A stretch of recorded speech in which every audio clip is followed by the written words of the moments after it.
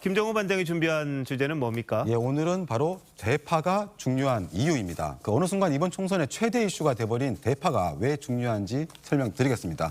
먼저 서 반장에게 한번 물어볼게요. 네.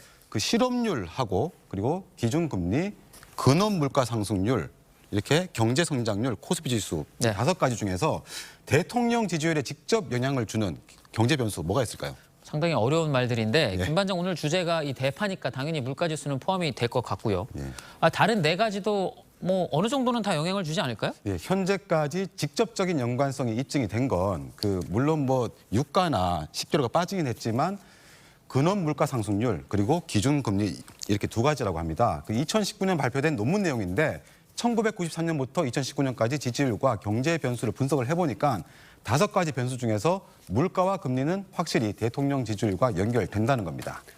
그것 때문인가요? 이 물가 관련 이슈가 불거지니까 야당이 놓치지를 않더라고요. 그런데 여당은 사실 제대로 방어를 못하는 그런 측면도 있는 것 같습니다. 네, 여권에서는 고물가, 고금리 상황 속에서 나름 선방했다는 입장인데 국민들의 체감은 다를 수밖에 없겠죠. 이재명 대표가 그래서 연일 대파에 집중하는 것도 전략적 판단으로 보입니다. 다시 대파 전쟁 시즌2가 시작되는 것 같아요. 그게 완전히 날리면 바이든 사건 아니겠습니까? 대통령 쉴드 친다고? 한 뿌리에 875원이라고 그랬다고? 그거 허위사실 공표 아니야 그거? 이번 사안도 엄밀하게 보면 윤석열 대통령 발언에서 시작된 거잖아요. 결국 용산발 리스크 아닌가요? 네, 그래서 당시 대화 내용을 다시 한번 준비해봤습니다. 윤 대통령은 이렇게 싼 게 맞느냐 이런 취지로 물어보고 이후에 합리적 가격이란 말이 나옵니다. 하나로 만드는 이렇게 하는데 다른 데는 이렇게 싸게 먹으면 이거 사기 어려울 거예요. 대파는 875원이면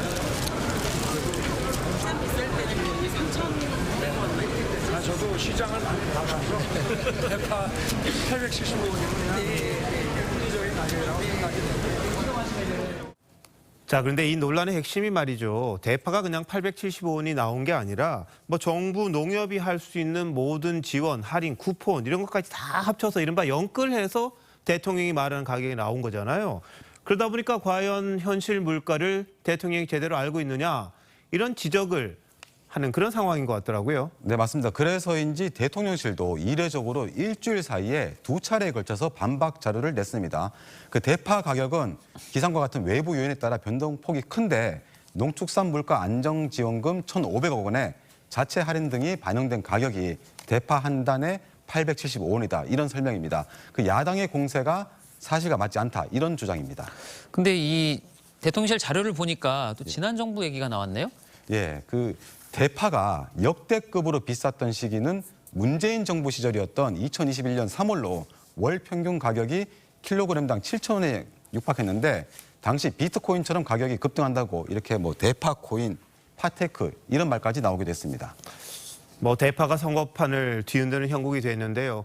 미국 대통령 선거에서 바보야, 경제야 이런 이야기가 있었잖아요. 그 캠페인이 다시 떠오르는 듯한 느낌입니다. 그런데 물가는 굉장히 민감하니까 여야 모두 관심을 가질 수밖에 없을 것 같습니다. 자, 두 반장 잘 들었습니다.